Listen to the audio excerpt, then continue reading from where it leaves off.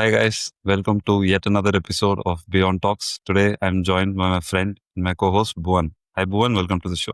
Raghav, awesome to be back. Hello, Yeah. everyone. Bhuvan, last week we had spoken about whether BJP will survive this CJP's protests because this is how previous protests have started and governments have been dethroned in the past. So that was what we discussed. And while we were uploading our content, the education minister resigned, so we could not cover that.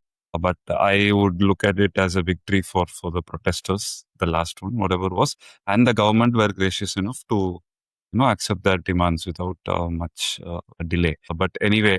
Continuing along those lines, there is another group that has come up now, and they are calling themselves Reservation Hatao Gang, Reservation Hatao movement page that has been started. Because the topic was about fair NEET or fair education policies, this has also come up in contention because when you talk about fairness, reservation ensures that one section of the group feels that reservation is not fair for people. I thought, okay, since this topic is trending currently, let's also have a discussion on it. Your initial thoughts on this? Yes, this is a very important and very delicate topic, I would say. In past, since 1951, our constitution has incorporated a certain section for having the reservation backed up by constitution. Since then until today, we have had a lot of debates, a lot of turmoil in the way people perceive things. It's also important to note that other than India, I don't think there are any other country which is having reservation for a caste-based system. So our question as of today is, do we really require this sort of reservation at this moment? When India got independence, it was in a very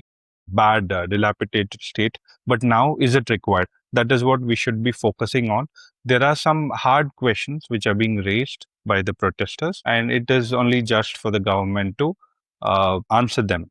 That's what I feel. Okay. So, because you asked a couple of hard-hitting questions, let's say, but since this is also a delicate topic, let's just keep our focus on the questions rather than going deep into what the right answer is, because there may not be a right answer to this. It differs from person to person. But and our Beyond Realms team also warrants us to ask more questions.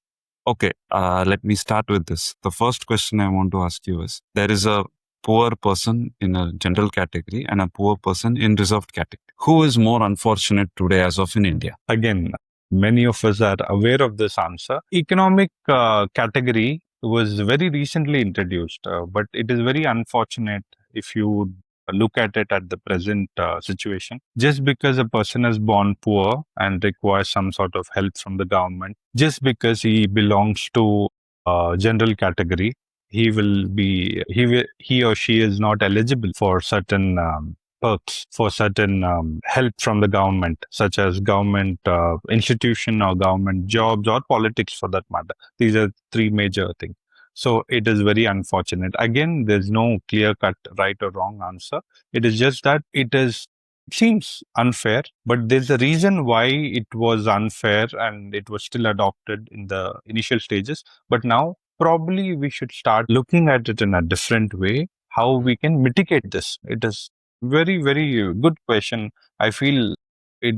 There's no correct answer to it even now. Yeah, adding on to your thoughts, even today, although both the family's economic status is still the same, the reserved category person potentially gets more perks from the government, like you rightly said. But the general category person gets ridiculed because he's been associated with the creamy layer of the general category who are responsible for the oppression in the past. That is one thing. Second, he doesn't get any perks from the government as well. And the third thing is there is still a social stigma that is associated with the general category today. Like, you have done something in the past, so you deserve to undergo all of this that is happening to you. I mean, I'm not gonna say it out loud, but I think we clearly know who's more unfortunate at this point. Although we warrant all of them to be fortunate in the future, but just talking about the realities of our nation as it is. But anyway, moving on. And the next thing I want to ask you is about the people who exploit this system. Their parents are already well off from the reserved category. They are already in high serving government positions, the IAS, IPS level. Both the parents and their kids are also still exploiting the system and taking advantage of the less merit that is required for them to pass through the college grades and other things. So how does this, augur in the future? Because when this keeps happening, then more and more people from the general category are going to come out and say, okay, what you're doing is exactly what our guys did few thousand years back, against which you protested. So I think the situation is going to repeat. Very, very valid point, Raghav. Again, going back to 1951, a person, Champakam Durai Rajan, she raised a very, very important question. She just was a medical aspirant student. She had written well just because she belonged to general category. She could not get the seat because in back in those days state of Madras had allocation for medical seat and engineering seat, such as like you have like for example, if you have 20 seats, 5 seats for Brahmins, 5 seats for non-Brahmins, 5 seats for Muslim, so on and so forth. That's how they had. So she raised a very, very important question in the court, and court even recognized that you are basing the constitution on the principle of equality. Where is the equality if you bring in this kind of division? For that, Parliament quickly reacted to it. They also understood that it is a vote bank which can get in their way. So they amended the constitution. That was Article 15, subclause 4, where it gave a power to the state to have their reservation in the way Mhm. they would like their community to come up. So again, why am I talking so much in the past is because at that point of time, equal playing field were supposed to be set up by the government. That is the intention. Just treating everyone equally will not suffice. So they were historically classes which were always backward, and they had untouchability. They were not allowed to enter an institution or temple or any religious place. These sort of inhuman things were happening to certain section of society to bring them up. So they introduced something called a reservation, where they could have a representation because of the nature they were being dealt with in the historic past. They allowed them to come up. That is how this was created.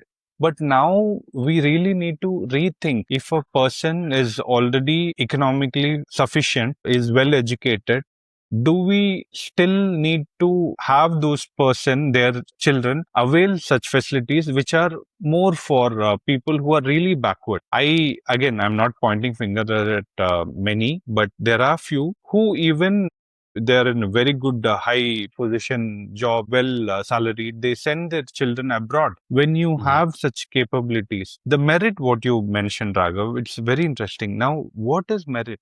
A person extremely performing well just because he or she belongs to general category might not even get a place against the reserve category person who has not scored well. There are current situation neat as well. They were negative marking, and still just because a person was in reserve category, they came up.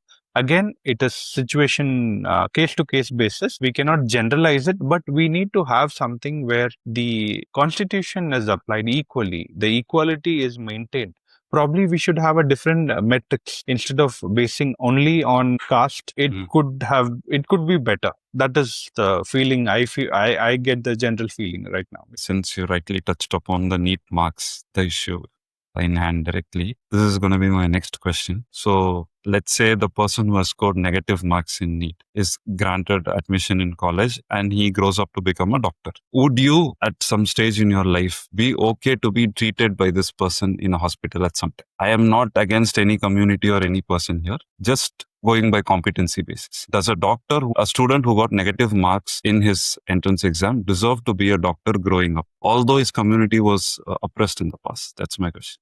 Raghav, in India, whatever I see, most of the places, we do not look at doctor, the medical profession, as just a profession itself. We sometimes look at them as God, as demigod, who can perform miracles and save lives. When you have another information that they did not clear their exams like the other person did in that same merit basis, and then they come to treat a person, your initial worry is like, is he a competent person? When you have a status, these are certain professions in India, right? It's been, you consider them, it's well known, they are very reputed. But is it, I think it's a question for all our viewers, our audience, where do you really think our education system should base their selection on certain things of this sort for special professions such as a medical student? Do you want a person who has scored negative marks to come and treat you, or do you want a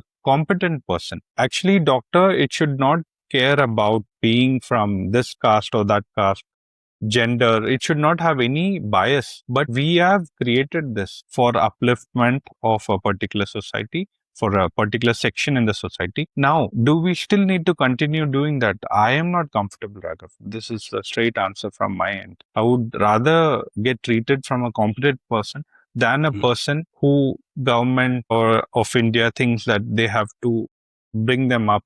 That's my answer. Okay. So doctor is one profession where we have to look at it in a very cognitive lens here. But along the same line, now you are talking about development of a nation as a whole. It becomes a development versus reservation debate here. So at what point do we say enough is enough? For India to move forward and compete with superpowers like US and China, we need to start incorporating merit more than reservation at some point. Not that reservation should be abolished entirely, but the sector should be chosen very carefully.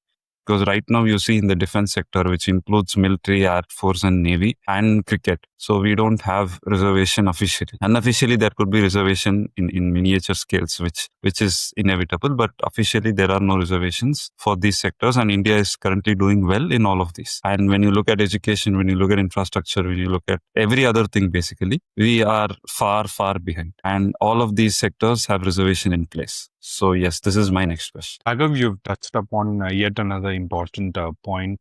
At the moment, how the reservation system is for SC, you have 15% reservation. For ST, you have 7.5% reservation and 29% for the OBC. In the year 2019, special section was introduced, that is EWS, economically weaker section, that is around 10%. Aggregate, if you see, it is less than 60%. Anyway, that is all vertical divisions. There's something called horizontal, where you have a person from defense, ex-servicemen, you have person with a disability, you have women, you have transgender persons. So this is the vertical and horizontal category. Now, it's an evolution, right? Right from 1951 until now, you've had people questioning, and then there's amendment, all sort of thing is being carried out. Now, do we really need to stick with what was introduced way back, when at that point of time the growth mattered? They needed to have a different sort of playing field for everyone. Now, we should not abolish reservation completely, because there are a huge number of people who still need this sort of help. But the year 2019, when they introduced EWS, the Mandal Commission also spoke about the creamy layer, where if you're the OBC persons, if they're already forward in terms of education, and they're salaried with the economic section, they pass certain um, limit, then they are not eligible for other sort of reservations from the government. So why not expand it further, have it in such a way it really helps the government, like helps the country to grow? We need to place country in the front as well, right? Not just looking at, just because you were born in a reserved category, it doesn't mean that for rest of your life and for rest of your children life it is all set. I understand historically they have been oppressed, but now we have come to a stage where we have celebrated 75 plus years of independence. It only requires us to rethink. It should be re-strategized. It should also take opinion of a lot of people, and none of this is going to happen, Raghav. Let me be very honest, because it doesn't matter. Let it be BJP or Congress. Even Congress leader Mr. Rahul Gandhi mentioned that once he comes to the power, he will increase the reservation to 50%. It doesn't work that way. Just because you want vote bank, now you need to compromise. Do you want to please people, or do you want to look at economical growth?